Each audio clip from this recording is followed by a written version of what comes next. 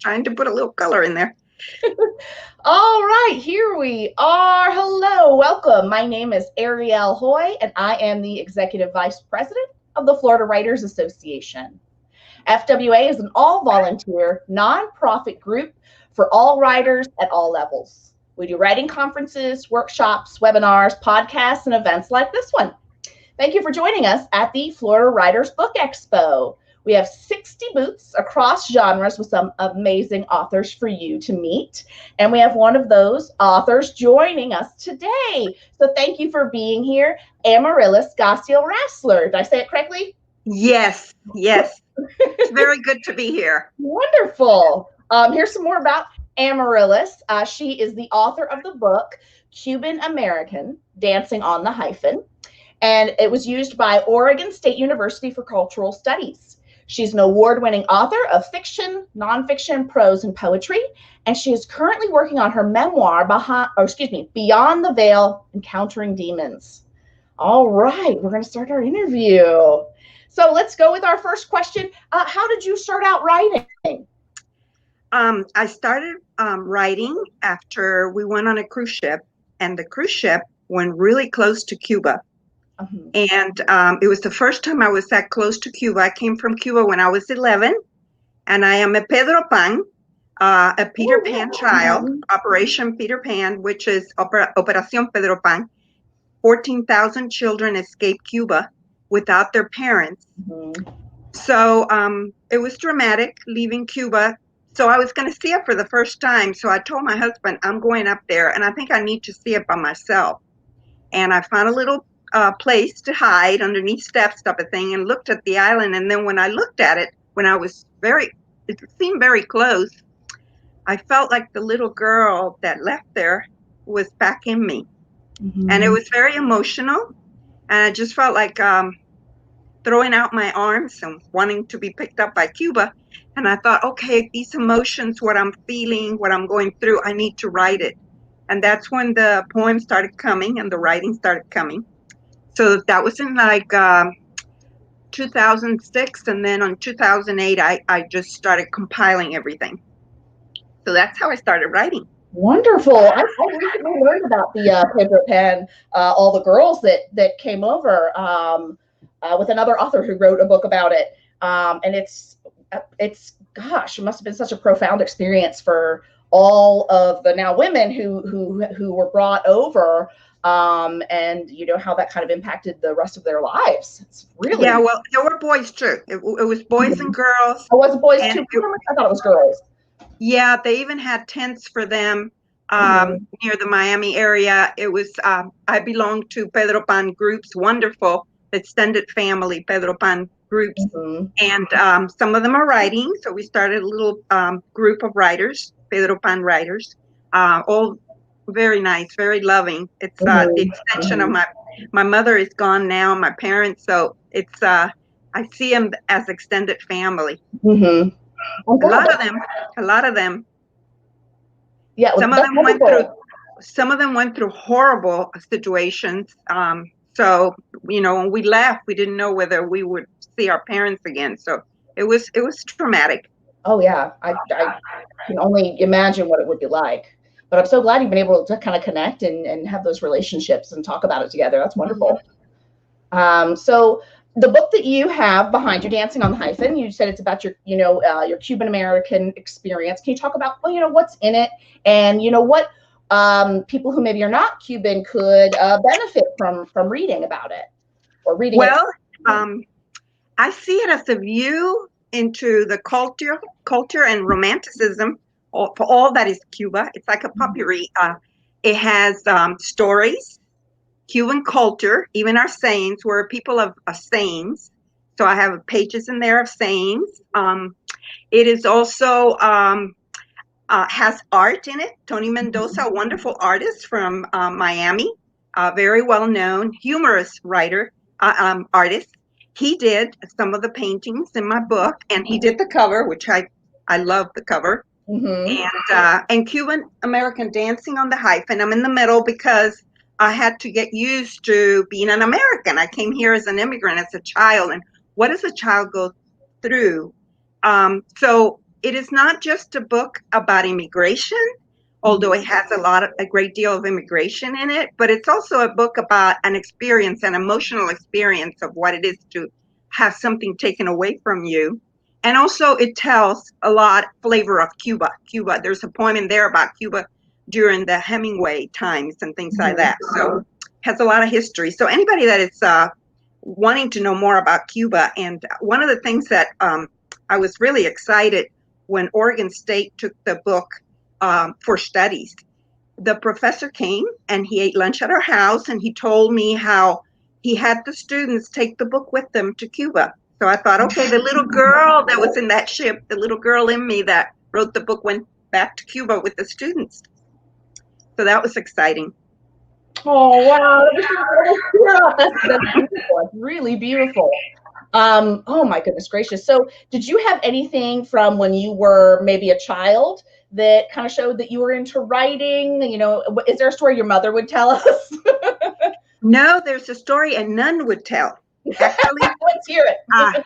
I wrote in the 7th grade a story about a vagabond in England, and my teacher nun called me up to the desk, and she gave me this little figure, the little bell. And she said, I want you to ring that bell, and every time you ring that bell, remember that I told you need to write. So so back then, you know, she said that, but I forgot about it. Didn't do anything else. Maybe high school, one story that made it into the booklet they were making for high school, and then I forgot about it and didn't do anything else. But like I said, it all started in that ship. That is so funny. My grandmother, her parents emigrated from Syria, and she actually had that exact same like gold bell with the dress. That's the one. Oh my goodness, that's so funny. Very old. So let's see. So you're talking about writing and being encouraged to write. What would you say to someone else who wants to write? You know, what pearls of wisdom can you pass on that you think would be really helpful to someone who's interested in getting into writing? Well, the first thing I would say is find a group, because writing is hard to do by yourself. And there's always that little voice on your shoulder that says, this isn't any good. And in order to touch other people, and that's my goal as a writer, I want to touch people. I want to, in some way, bring something very positive to people. I think that you need to have your fire unite with other fires, and the fire goes in flame, and then you are excited and you keep going. You need a passion to keep going. And I know that my extended family of writers that I have, I felt a lot of love and encouragement. We pick each other up when one says, okay, I think I've had it. And we said, no, you got to keep going. So I definitely believe other writers are needed. And Florida Writers Association has been wonderful for me. Also Tampa Writers and Word Weavers and other writers that I'm close to, very close to, little groups of writers that we get together. But before I forget, I want to thank you for all your work, because I can't imagine all the hours you put into Florida Writers Association. It's just amazing, the volunteer work that you do. So I'm very appreciative of that. Thank you. Well, thank you for saying that. Very kind. And I agree. I got into Florida Writers and into writers groups because it really is. It's so hard to figure this. You can't do it by yourself. You need people to help you, to give you encouragement. You need people to tell you, hey, this isn't really working. You need a combination of comforting love and tough love, and you get that from the writing community. That's what we do. We all help each other with it, and I love that, and I think it makes all of our work better collectively. What is your favorite part about writing and being an author? What makes you smile and makes you want to keep going? Okay, I think again, it's the touching people and the experiences I have had of people coming back. I remember I wrote a poem about the rafters, and I took it to our poetry group. And there was one man there that came afterwards to me and said, will you forgive me? I have had a very bad attitude towards Cubans, because in Miami, when they were coming in, they were taking our jobs. And I realize now through your writing that it should have never been that you were getting away from communism and hard situations. So things like that are very touching. When another lady from the poetry group comes up to me and says, I think I would really try to believe again now in marriage because you write about love in marriage, and I have been so disappointed. And but your poems really touch me, and I want to really believe again in that it's possible. Mm-hmm. So things like that, it's not just selling books. It's changing lives or moving people or changing mindsets. That's what I want to do. That's what's exciting. That's a beautiful thing, and that's not easy to accomplish, especially when people have had these opinions for decades and sometimes their whole lives. And that's very powerful, and shows you're really, doing what you're supposed to do, and this is your calling. If you can get, people to think in that way. Is there any author or authors who you like that that kind of inspire you or change your viewpoints? Like who do you look up to in writing? As a teen, living in New Haven, Connecticut, and learning English while my parents were working all the time, 2 jobs, my sister and I would go to the library near Yale University, and we would come back home with stacks of books because that's what we did all summer. And one author that I love was Mary Stewart, and she now I know through studying romance, because I love to write about love. She was one of the beginning authors with suspense romance novels. Mm-hmm. And she wrote the Moon Spinners, which Disney then made into a movie. And we had gone to see that. But also C.S. Lewis. And I love Jose Marti, which is a very strong writer for Cuba. It's like a Cuban icon. And C.S. Lewis, the Screw Tape Letters, Narnia. Mm-hmm. All those are wonderful writers. Mm-hmm. And of course Frost too, Robert Frost. I love. Mm-hmm. Oh yeah, that was beautiful words to help inspire you and aspire to be like. Amazing. Mm-hmm. And speaking of when we think of Robert Frost, I think some writers have a specific voice, and so when you can read their work and without knowing the name, you'd be like, oh, that's Edgar Allan Poe, definitely. And I feel like every writer kind of has a voice. How would you describe what your voice is like in your writing? Well, I've been told by my close friend writers that I have a distinctive voice, a poetic voice. It is very easy for me because of my Cuban background. We talk sometimes in metaphors and similes, so those come kind of easily to me. And I also like a bit of a cadence, a rhythm to my writing. So I would say it's mostly a poetic type of influence in my writing. That's beautiful. And I don't do poetry as much, so I'm like, oh my gosh, I would love to be able to write like that, because that's just I tend to write more, crisp and like terse with my writing personally. So I would aspire to be like you. So when you are writing and we've talked about this process, are there times where you feel like you can't find your voice, you've lost your way in something that you've been writing? Can you kind of describe some times that may have been harder for you, that where it just didn't come as naturally as you would like it to, which happens? Yes, there have been times. There have been times where I felt a little bit dry. In those times, I go back to, I love adventure and trying something new. So I've gone into acting. I've gone into acting lessons and took a summer of that and then some other workshops. And I think that has really charged me with desire again to get into character and learn some things that help me to get into character better. So I really encourage others to try different things. Sometimes they say try a different form of art, like painting or music. But for me, I love the fellowship of other artists, especially acting and going to plays and theater. I love that. That's wonderful. I was interviewing Sonia Mondar, and she does painting, and that's kind of what she weaves into her work. Do you find that there's anything else? So you're talking about kind of acting may come in, like help you. Is there anything else that you do, like a hobby or something that makes its way into your work somehow? Well, I do a lot of studying movies and reading. And I like to, with another friend of mine, Kim Hackett, sometimes we watch a movie and then take it apart and do the plotting and she's very good at it. I learned from her too. But I enjoy that. I enjoy studying drama and studying TV, something that has been put together, and then see, okay, what did they do here that people want to see it? People want to read this book. I like to take things apart and put them back together, type of thing. That helps me.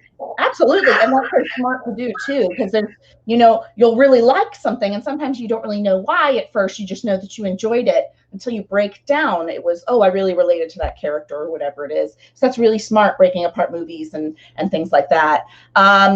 What do you think? So you do these fun activities, you're really involved in writing, and like, what else are you working on right now with your writing? Is there another book or something you're working on right now? Yes, I am finishing a work that is taking 13 years, and I would think that people would think the most traumatic thing that has happened to me is living through a revolution and then immigration, escaping Cuba. But no, the most traumatic thing that has happened to me was my encounter with demonic activity, which almost drove me to suicide. Wow. And I have my memoir deals with that, how my grandparents were very loving, but they went into a wrong thing in Cuba, which was spiritism, and that was their life. And through them, I went into it too, and rebel against the voices, whatever was happening. So my book would be about how did I get into that, and how did I come out? And it's also wrapped with a great deal of Cuban culture. I would tell people if my book was a movie, it would be Moonstruck together with the hits The Exorcist type of thing, which is a strange thing because it's not all drama. It's I marry my high school teacher, history teacher. So there's romance in the book, and there is family, the love of culture, the Cuban culture, but also how loving people can go into a wrong direction and how that influences family. And then my survival, how did I survive?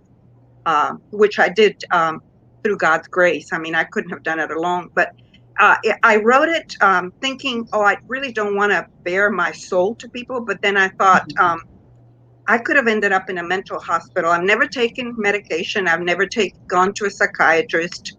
My deliverance was through the Lord. And then I've helped people for over 30 years. I help people with similar problems. So I'm very familiar with that area. And I thought, well, I'm going to write it because I'm 70 now. I don't know how long I have down here, but I do want to leave something behind. I feel very badly about some people that I have counseled, and they have ended up in the mental hospital, and that was not where they needed to be. So that's why I'm finishing that. I'm editing that. I will hopefully publish it by this coming year. And then I'm going to go on to Regency. I'm writing a romance too, a Regency romance, because I love Jane Austen and that. So that's what's on the works. And this is interesting because those are two very different things that you're writing. So how do you kind of balance? Do you work on one for, maybe a month and then another? Or is it, okay, from 12 to 1, I work on this one, and 1 to 2, I work on, how do you work on both of those things? Well, the memoir, I have worked steadily, but I had to sometimes do a month or two break because I was reliving everything again, and it was emotionally just upsetting me to no end. So I put it away, and I waited a couple months, and then I would go back, and then that I would write fun things. And the Regency, I'm very much a lover of Regency romances, and I won through Royal Palm Literary Award, published flash fiction, a gold one, and it's on my website and it's free to read. So I love that. I love that era. I love Victorian times too. So I want to write a novella or a novel on that. And I started it, and that kind of lifted my spirits because that was almost had some humor in it too. Mm-hmm. And it's the studying of romance. I have done, I do believe in staying tuned and learning as much as you can. So I have done seminars and workshops and wherever, this virtual time where we are able to go through the internet and learn. I have tried to take advantage of it and signed up and learned. So that's where I've been with that. Mm-hmm. Mm-hmm. That's wonderful. And it can be healing to write about traumas and things like that, but you're right, it makes you relive things, and you have to take time apart. And it's funny because in times in my life where I've had challenges, I love reading Regency romance. I love reading all kinds of romance, but I would go through let's say like 10 or 12 Regencies in a row, and I would be in a good place mentally while maybe something else was going on. So I think there's some healing in that, in fun books like that too. So you mentioned your website. You said it's Amarilys.Gacio.Rassler.net. No, I think there less dots. Amarilys Gacio Rassler.net. I wrote a bunch of dots in there. They can look me up on Facebook and see Amarilys Rassler. But then I put my middle name in there, which is my maiden name, because I write so much Cuban and American, so I wanted my maiden name, .net. Mm-hmm, mm-hmm. Wonderful. So be sure to go to Amarylys's website and check out her free award-winning piece that she has there. And you can find Dancing on the Hyphen in Amarylys's booth. And I just want to thank you so much for joining us today and sharing. It's been wonderful. And I hope you sell lots of books and do lots of wonderful things. Thank you, Ariel. It's been a blessing. A lot of fun. Thank you so much. All right. Well, have a good day, okay? Yes. Thank you. You too. Bye-bye. All right. Bye, everyone.